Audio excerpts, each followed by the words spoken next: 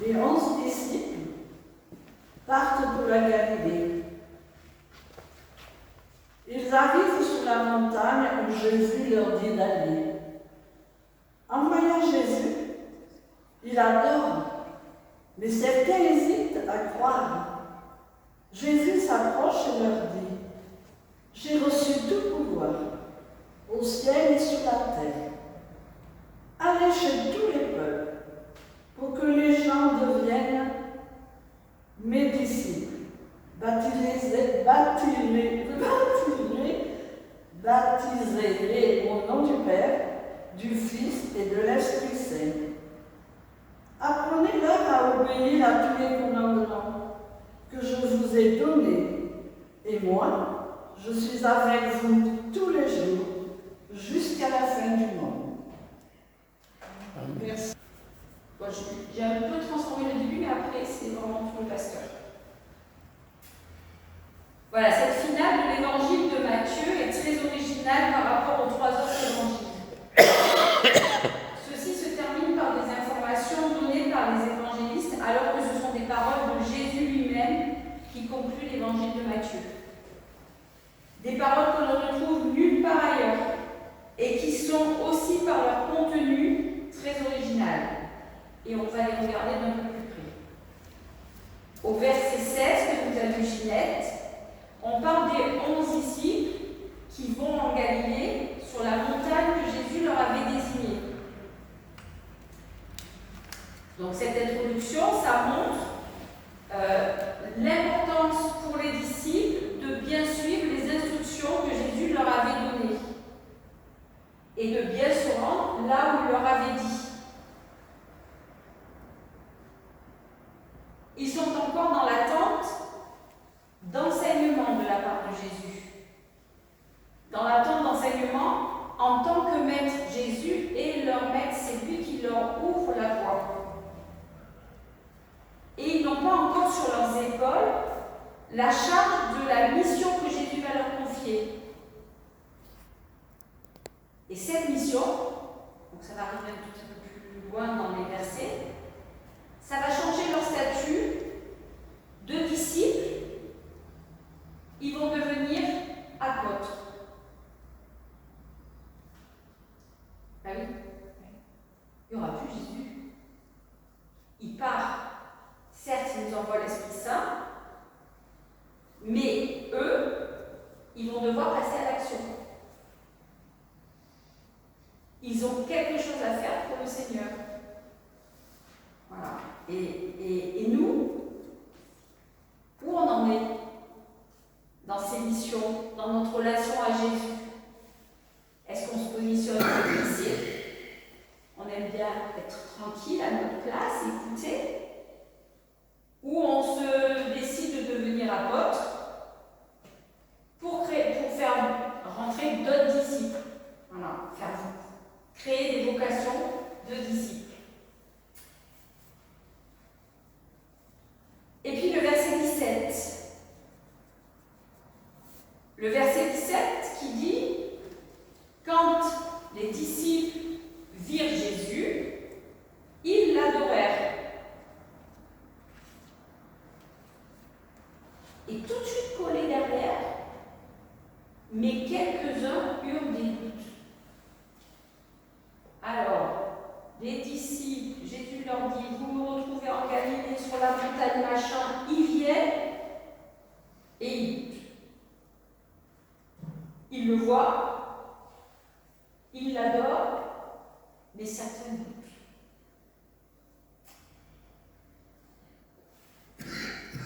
Alors, la première partie du verset, certes, elle est essentielle. C'est ce qu'on est appelé à faire, à adorer Jésus. Pas comme une idole. Jésus n'est pas notre idole. Il est celui qui nous fait vivre, de telle sorte que foi rime non avec religion, mais avec exclusivité, avec reconnaissance au Seigneur. Ainsi, notre adoration est témoignage de liberté et absolument pas servitude. Notre adoration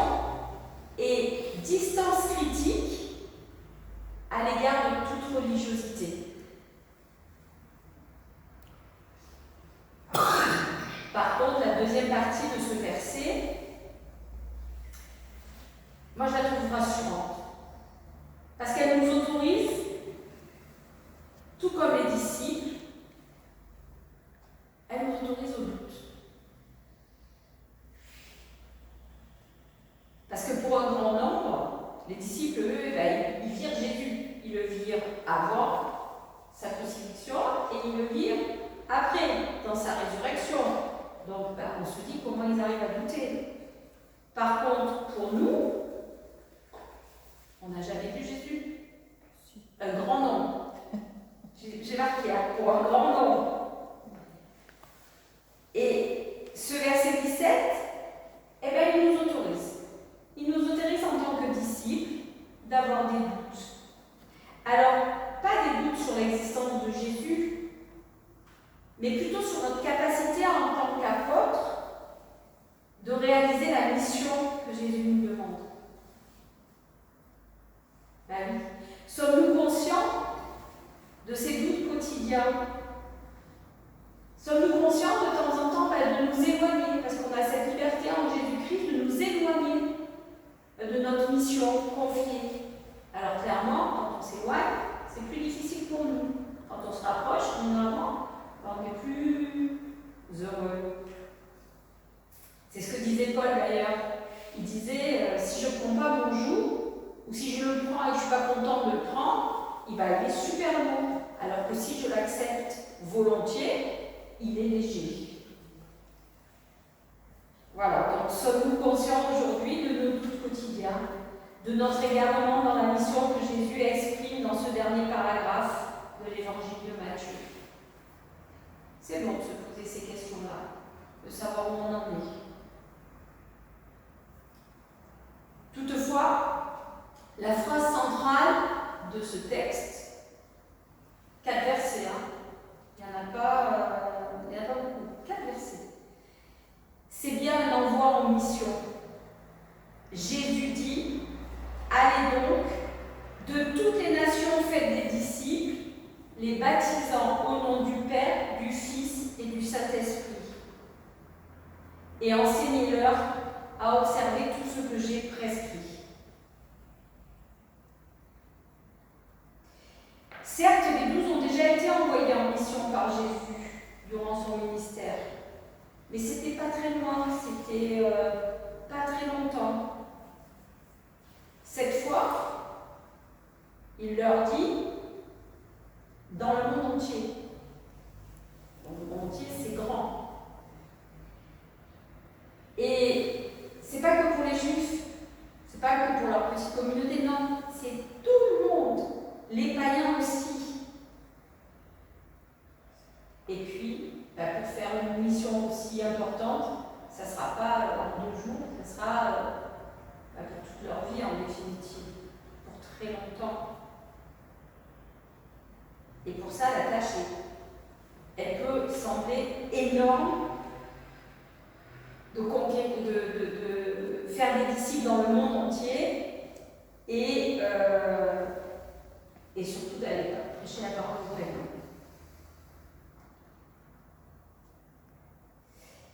Et puis, on se dit, mais 11 disciples, même s'ils deviennent apôtres, le monde entier, ils n'y arriveront jamais. Et là,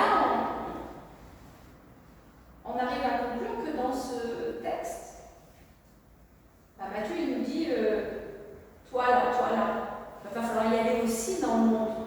Parce que c'est aussi ta mission à toi. C'est pas que celle des 11 disciples, c'est notre mission à tous. À tous les lecteurs de l'Évangile. Jésus s'adresse à tous. Quelle est la visée de cette mission? Faire des disciples, c'est-à-dire des personnes qui écoutent l'enseignement.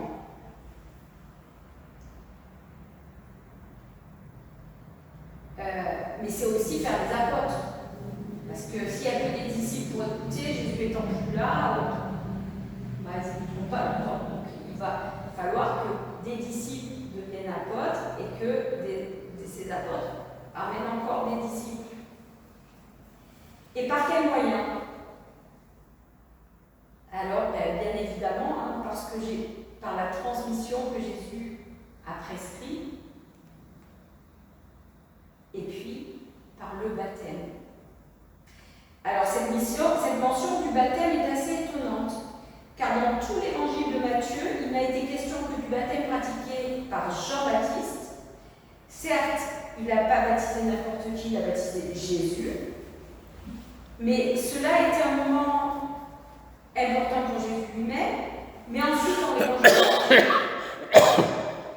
on n'en parle plus. On ne parle plus du baptême. Et on peut se poser la question de pourquoi est-il question de baptême juste à la fin de ce chapitre de Matthieu. Pourquoi Matthieu finit par la question du baptême? Et aussi par baptiser-les au nom du Père, du Fils et du Saint-Esprit. Parce que cette formule trinitaire, c'est pareil, on ne la trouve pas dans le Nouveau Testament. On ne la trouve pas dans toute la Bible.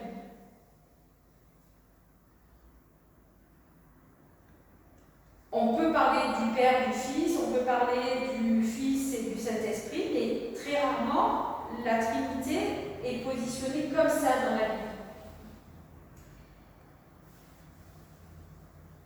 Et souvent même, on peut trouver des développements où on va parler du Dieu, on va parler de son Fils, on va parler de l'Esprit, dans Jean en particulier. Mais cette mention où on rassemble vraiment les trois, le Père, le Fils et le Saint-Esprit pour un baptême, ça c'est que à la fin de l'évangile de Matthieu. Et on peut se poser la question de pourquoi. Pourquoi il l'a mis là? Peut-être parce que Matthieu a voulu terminer son évangile sur ce qui lui semblait vraiment le plus important à retenir par toutes les générations qui vont arriver. Et puis peut-être aussi que parce que l'évangélisation tous azimuts et le baptême n'avaient leur plein sens qu'après la mort et la résurrection de Jésus.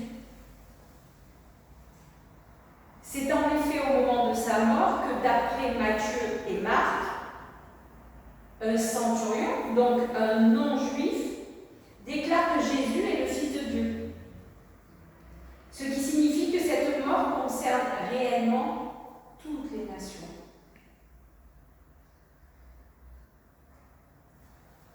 Quant au baptême chrétien, plus riche de sens que celui de Jean-Baptiste, il ne se comprend pleinement qu'en relation avec la mort et la résurrection de Jésus. L'apôtre Paul dit « Nous tous, baptisés en Jésus-Christ, c'est en sa mort que nous avons été baptisés. Par le baptême en sa mort, nous avons été ensevelis avec lui, afin que, comme Christ est ressuscité des morts par la gloire du Père, nous menions nous aussi une vie nouvelle. » Voilà.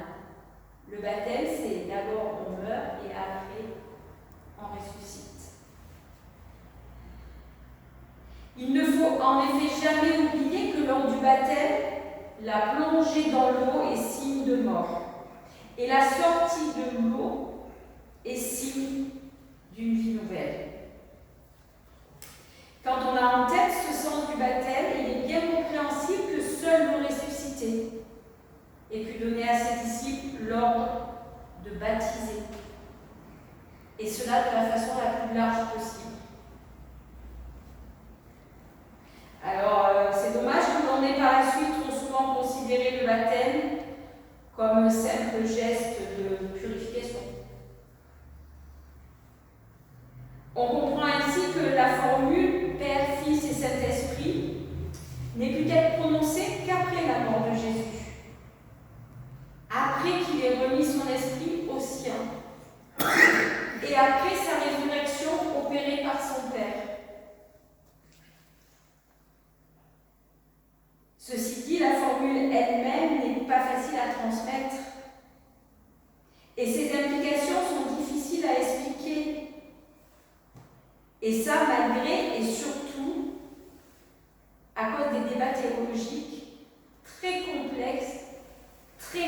événements parfois qu'elle a pu déclencher au cours des siècles suivants.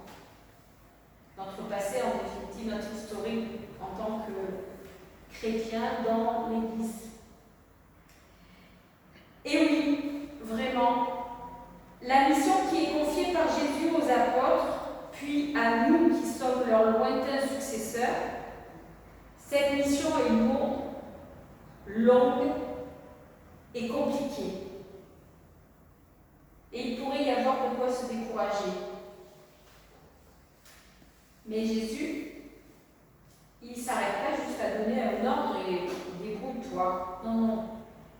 Jésus, il nous encourage.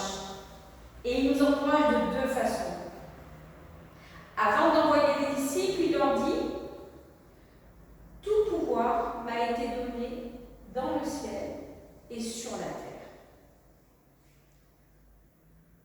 Et ensuite, sa toute dernière parole est la suivante. « Je suis avec vous tous les jours et jusqu'à la fin du monde. » Cette promesse, elle est bien nécessaire si nous avons conscience de la lourdeur et de la dureté de la tâche des envoyés de Jésus, ses difficultés et parfois ses dangers. Nous avons en effet bien besoin de sa présence à nos côtés. Plusieurs commentateurs considèrent que cette présence, Matthieu l'a déjà signifié au début de son évangile, en attribuant à Jésus le nom d'Emmanuel, qui signifie Dieu avec nous. Mais ce n'est qu'après sa résurrection que la présence invisible mais permanente de Jésus est assurée aux côtés de tous ses envoyés, tous. C'est donc bien un message pascal, capital, qui nous est adressé aujourd'hui par la finale de l'évangile de Matthieu. Un double message qui donne du sens et un but à notre vie de chrétien et qui nous assure du soutien de Jésus dont nous avons vraiment besoin pour vivre en témoin.